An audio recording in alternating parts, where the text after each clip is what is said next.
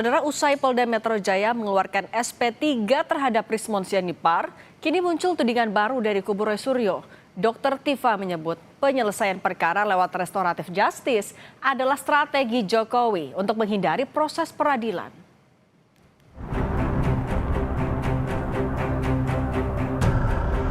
Penyidik telah menerbitkan surat perintah penghentian penyidikan terhadap saudara RHS.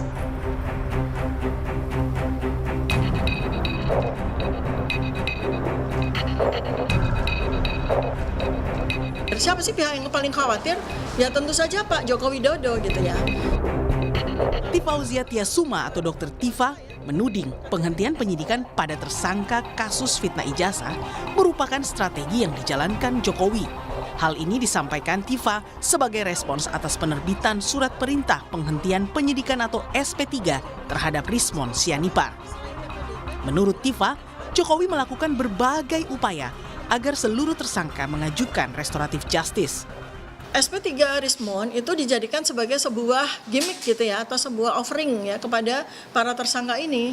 Sepertinya Pak Joko Widodo ini membuat sebuah strategi di mana dia mengharapkan atau dengan segala macam termasuk yang sampai ke saya juga ya, bujukan-bujukan untuk RJ dan sebagainya yang sudah disampaikan oleh para termul beberapa waktu yang lalu secara gencar pada saya dan secara tegas saya tolak ya.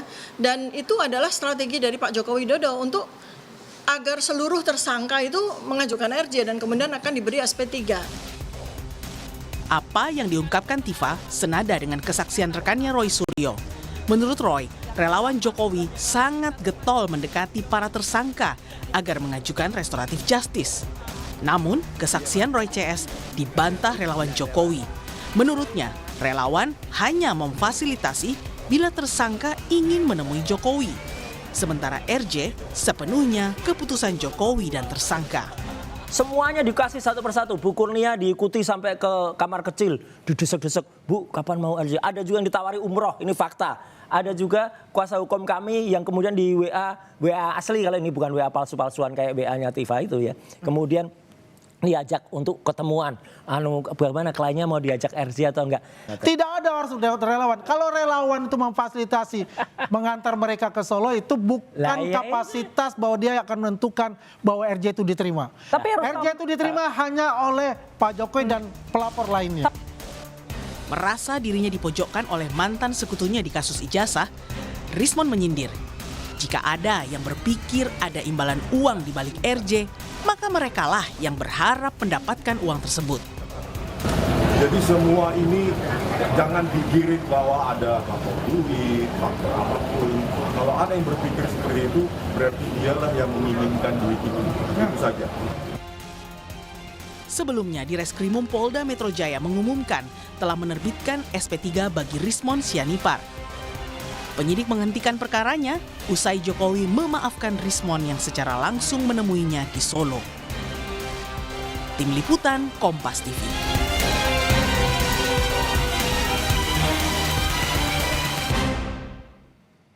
Hingga kini sudah 3 orang dari pihak tersangka kasus ijazah Jokowi yang menerima SP3 usai memilih proses restoratif justice.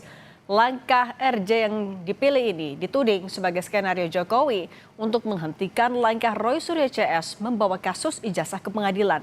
Lalu benarkah tudingan Jokowi mengobrol restoratif justice melemahkan Roy Suryo CS? Kita bahas bersama kuasa hukum Roy Suryo Ahmad Hozinudin dan juga ketua kami Jokowi Gibran Rosman Nasution. Selamat petang Bapak-bapak.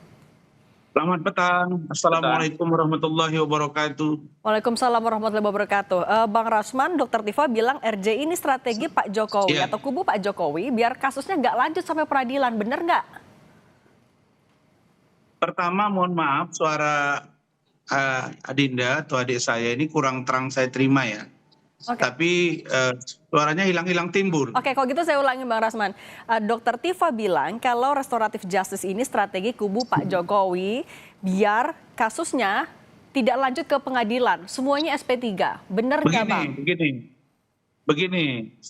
Saya ingin katakan bahwa secara jujur kami tidak pernah menawar-nawarkan diri. Ya itu pasti ya. Tidak pernah kita yang namanya menawar-nawarkan diri Bahkan saya ya sudah bongkar ini minggu lalu tentang bagaimana seorang Rustam Effendi sudah sempat berkomunikasi dengan seseorang dan bahkan mengakui bahwa ada permintaan dana 20 miliar untuk restoratif justice tetapi dengan sebutan bercanda. Mana mungkin canda? Saya nggak kenal dengan Rustam, saya nggak pernah komunikasi, saya nggak tahu nomor kontak dia. Tapi ada orang yang datang ke rumah saya, kemudian menelepon di depan saya, kemudian ditindaklanjuti dengan waktu saya di Kuala Lumpur, Malaysia, juga ada chattingan. Jadi ini menurut saya seharusnya pihak kubu Roy dan kawan-kawan menyadari bahwa mereka ini sebenarnya patut diduga ada skenario lain di luar skenario yang mereka punya. Itu satu. Yang kedua, saya ingin katakan bahwa terhadap posisi hari ini pun saya dapat informasi masih ada satu orang lagi yang sedang berupaya untuk melakukan restoratif justice. Jadi tidak ada yang namanya kami obral restoratif justice. Nggak Siapa, pernah. Bang? Pak Jokowi. Hah? Siapa yang mau RJ itu?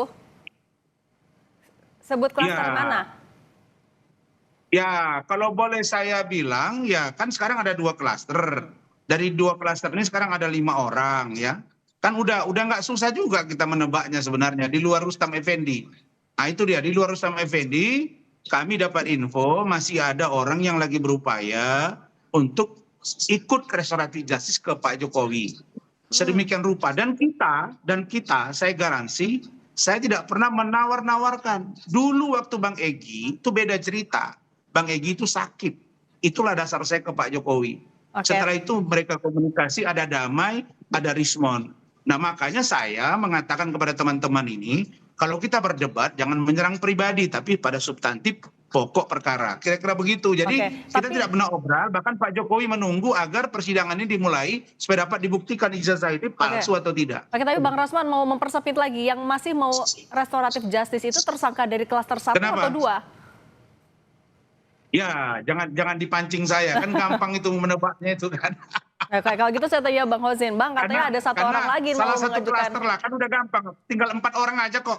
Salah satu yang 4 itu sekarang. Bang Hozin katanya ada 1 orang lagi. Bener nggak Bang Hozin? Ini memang ada yang tergoda atau digoda jangan-jangan?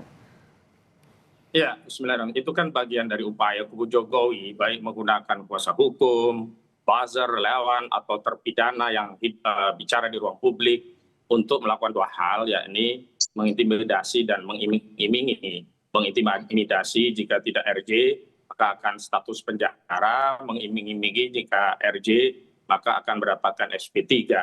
Dan dari kronologis beberapa yang sudah memperoleh SP3 itu kan kombinasi antara diiming-imingi dan intimidasi begitu. Dan kita tahu saudara Egy Sujana dan Damai Hari Lubis itu kan tidak kemudian datang tanpa pendahuluan, tetapi sudah ada relawan Jokowi atau Rejo, Rahmat dan juga Darmizal yang mendatangi Egy Sujana dan itu kemudian di follow up. Dan kombinasinya memang Egy Sujana ini pernah di penjara dan dia takut ada di penjara ada tikusnya sehingga dia berharap bisa SP3 dan tidak lagi masuk penjara dan akhirnya itu juga memang diperoleh SP3 oleh Egy Sujana. Adapun soal alasan sakit, kemudian stadium 5 itu juga stadium 4 itu juga kemudian terbukti tidak benar gitu. Yang kedua juga ada ancaman terhadap Rismon Janipar terhadap kasus Yamaguchi-nya sehingga harapannya dia lepas dan juga mendapatkan SP3. Kombinasi ancaman itu tidak benar juga itu. dengan Itu tidak benar itu yang namanya ancaman itu tidak benar. nih. Kau tadi tidak aku potong-potong.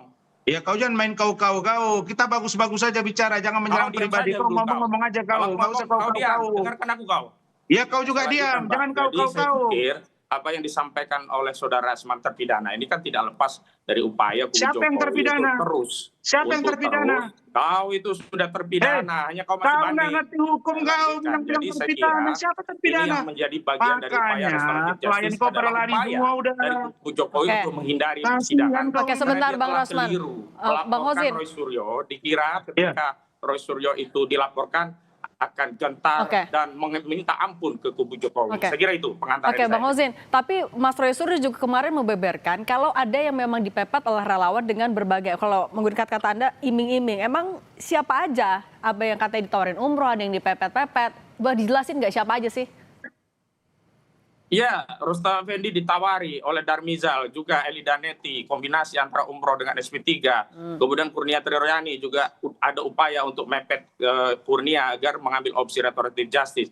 Juga ada kuasa hukum kami juga dihubungi, tetapi karena rekan sejawat yang menghubungi kuasa hukum kami bagian dari kode etik tidak membuka namanya. Tapi yang jelas ini adalah bagian dari konfirmasi ketakutan kubu Jokowi. Karena sebenarnya yang mengkhawatirkan kami itu kalau Jokowi menunjukkan ijazahnya dan terbukti asli sepanjang persoalan ijazah yang tidak ditunjukkan, ya ini tidak ada masalah bagi kami. Justru restoratif justice itu kan tujuan akhirnya adalah damai dihentikan. Nah itulah yang sedang ditarget oleh kubu Jokowi agar bisa semuanya restoratif justice sehingga tidak perlu membuktikan ijazah di pengadilan. Sementara kemarin sebentar, Bang Polda Hozin. Metro Jaya itu offset.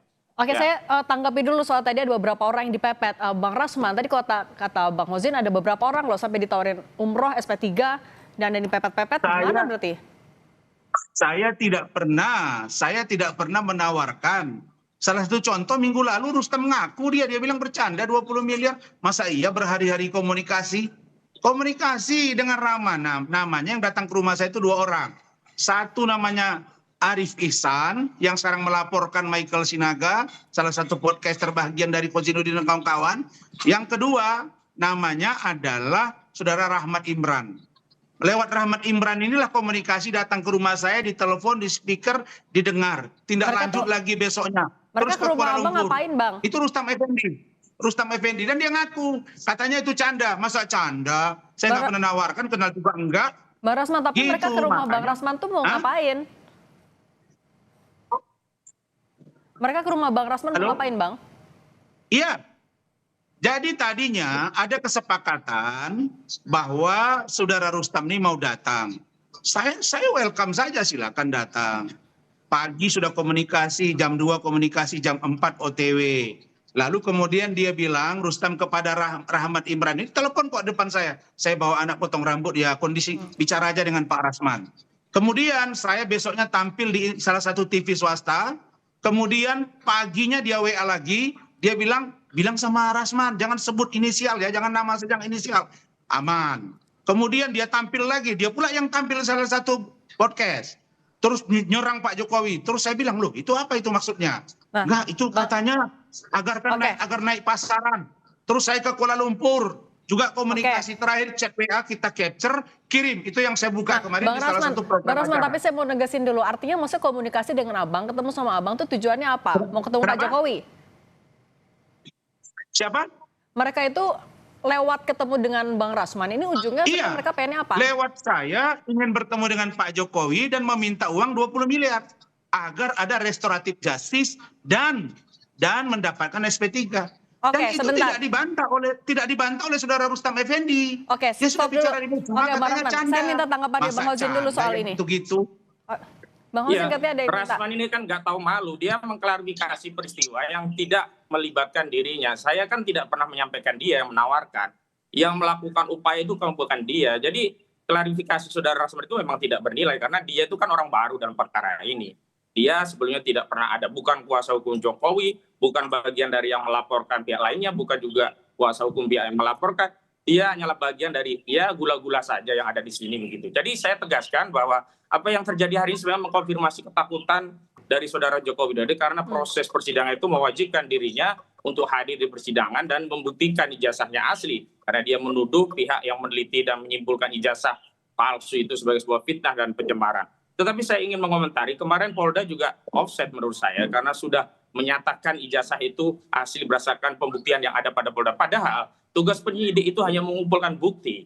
Tugas pembuktian itu adalah ada pada jaksa dan tempatnya di persidangan. Sementara pertimbangan tentang bukti itu apakah terbukti atau tidak, itu adalah tugas dari hakim yang kemudian diputuskan oleh vonis pengadilan. Saya kira itu semua juga bagian dari upaya untuk menekan para pejuang ini agar bisa ikut restoratif justice dengan ancaman seolah-olah kalau tidak mengikuti kubu sebelumnya yang ikut restoratif justice akan berujung penjara. Padahal sebaliknya, justru jika terbukti bahwa ijazah itu bermasalah, maka Saudara Joko Widodo lah yang harus mempertanggungjawabkan. Bukan hanya saat ini, tetapi 2 periode memimpin Republik ini, tentu ini ada pertanggungjawaban khusus terlepas bahwa apa yang sudah terjadi memang sudah terjadi, mau bagaimana lagi. Saya kira begitu, Mbak. Oke, soal restoratif justice tadi, ini kan ada 3 orang yang sudah dapat restoratif justice. Kalau kita lihat adalah orang-orang yang vokal. Ada Egy Sujana, Ketua TPUA, ada Meher Lusbis, Rismon juga yang berapi-api banget tiap ngebahas KKN-nya Pak Jokowi. Bang Rosman, kalau menurut Anda ini jangan-jangan sebenarnya strategi juga dari kubu Pak Jokowi melemahkan kubu Roy Suryo CS, benar nggak? Ya, saya mohon maaf ya, Suara saya kurang jelas. presenter nggak kedengaran suaranya di saya, terpotong-potong. Oke, saya ulangi lagi ya Bang. Bang Rosman, ada 3 orang yang vokal dari kubunya Roy Suryo CS yang sudah dapat restoratif justice. Ketua TPUA, Egy Sujana juga pernah menggugat ijazah Pak Jokowi 2022. Ada Damai Hari Lubis yang juga bagian dari TPUA, Rismon Sianipar yang selalu berapi-api tiap bahas KKN. Ini apakah memang strategi Pak Jokowi melemahkan kubu Roy Suryo CS dengan menyasar orang-orang yang vokal, yang dominan? Ya, kalau boleh saya mengatakan bahwa mereka ini sebenarnya ya, saya walaupun suara kurang jelas tapi saya bisa tangkap pesannya. Contoh. Kemarin mereka datang ke Polda Metro Jaya, kemudian mereka berangkat ke DPR RI mencari simpati publik. Maka saya sudah pernah ngomong salah satu TV swasta juga bahwa mereka ini ruang geraknya sudah makin sempit. Karena apa? Rismon dapat SP3. Tadi kan Rismon ini kan diolok-olok ini. Oh, nggak akan dapat SP3. Sekarang bayangkan ya, Roy Suryo itu ngomong beberapa hari yang lalu mengatakan bahwa ijazah saudara Rismon itu adalah palsu. Bayangin ya, ada orang konteks hukum nggak ngerti hukum. Seperti Kosidudin bilang, saya terpidana, saya masih duduk di sini, ya belum inkrah. Maka saya bilang, kalau begini model pengacara, rame-rame nanti akan ke penjara. Jadi masalah siapa yang paling vokal dan tidak vokal sekarang, bagi kami klaster 1 dan klaster 2 yang 5 yang tersisa, kalau mereka mau RJ silakan, tidak juga, tidak sedikit pun. Saya baru kontak dengan ajudan Pak Jokowi sampai tadi pagi. Bahwa Pak Jokowi mendorong agar secepatnya dilakukan P21 oleh jaksa. Bukan pemerintah jaksa. Meminta, mendesak, kami juga mendesak agar supaya disidangkan. Dan disitulah akan dibuka ijazah. Jangankan ijazah S1, tapi SD, SMP, SMA, dan Fakultas Kehutanan Gajah Mada. Clear. Okay. Jadi tidak ada di sini yang kami kejar siapa yang vokal, siapa yang tidak vokal. Bagi kami semua sama. Karena itulah yang saya katakan bahwa jangan karena perilaku kita, tindakan kita, dengan bicara yang terlalu pintar segala macam. Seperti ayam yang bertelur satu, tapi ribut sekampung. Saya hanya mau kasih tahu, filosofi hukum tidak begitu, ada giumnya. Bahwa pembuktian itu ada di pengadilan. Dan Pak Jokowi tidak pernah ragu untuk itu. Siapa yang vokal, siapa yang tidak vokal. Lihat aja. Saya kok nggak pernah tuh lihat Tifa sekarang gabung-gabung sama mereka nih. Tifa sendiri, ya. Kemudian Kurnia sendiri. Nggak pernah saya lihat gabung-gabung lagi sekarang. Kenapa? Karena yang namanya sekarang Rismon, dia sudah terbebas. Dan Rismon akan menyerang balik bagaimana mereka selama ini dalam melakukan tindakan yang kami duga kuat, memfitnah, dan mencemarkan nama baik Bapak Joko Widodo. Oke, saya tanya, Bang Hozin, kalau Anda dengan 3 orang dominan ini sudah RJ dan Anda dapat SP3, Anda merasa kubu Anda terpecah?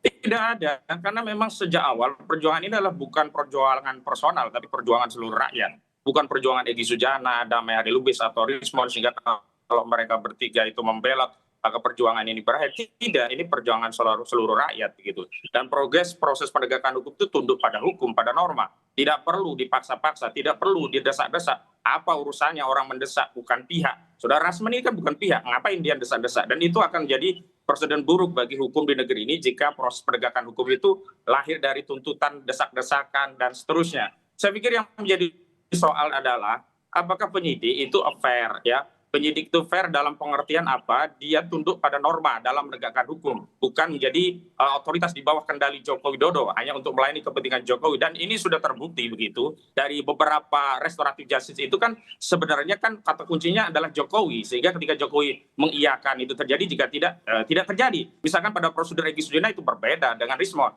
Egy Sujana ya tanggal 8 Januari, 13 Januari, dan 15 Januari langsung SP3. Tidak memenuhi prosedur dalam proses restoratif justice sebagaimana diatur di kubu Rismon. Sementara Rismon seluruh kelengkapannya seolah-olah dipenuhi begitu. Ini kan menjadi konfirmasi bahwa hukum hari ini sedang tidak baik-baik saja. Dan saya tegaskan kalau Rismon nanti menjadi saksi yang akan membela kubu Jokowi tidak bernilai. Bahkan kami ingin mencecar Rismon soal ijazah yang menguncinya yang tidak ada kaitannya dengan persoalan ini, tetapi menjadi runtuh kredibilitas seorang saksi yang bagaimana Ya. seorang saksi bisa diambil secara Oke. kalau kredibilitasnya saja bermasalah begitu. Oke, kalau gitu tadi Bang Rasman juga yang terbaru adalah Pak JK konvers, dia bilang dia dilaporkan ke polisi setelah ia secara terbuka juga meminta agar Pak Jokowi nunjukin aja ijazahnya karena ini sudah terlalu lama. Tanggapan Anda gimana? Saya. Ya, Bang Rasman silakan. Begini, ada dua yang saya kritis dari seorang Pak JK hari ini. Pertama, secara tidak langsung, Pak JK terjebak dengan pusaran kisru ijazah ini. Sehingga AI yang katanya suara Rismon sudah langsung telepon saya dan chat WA. Sambil ketawa, hahaha, kasihan Pak JK, AI dipercaya. Pak JK melapor, itu produk AI. Kalau dilaporkan, bukan Rismonnya, tapi akunnya. Perkara nanti ada suara itu suara Rismon atau tidak, itu nanti urusan proses di kepolisian. Nah itu, jadi Pak JK ini kejebak. Setelah itu, Pak JK keluar. Dia tidak bicara masalah saudara Rismon secara utuh, tapi bicara tentang ijazah Pak Jokowi. Nah sekarang pertanyaannya, Pak Jokowi ini untuk apa dipinta oleh Pak JK menunjukkan ijazah? Hari ini sudah berlangsung namanya due process of law. Ijazah itu akan diperlihatkan.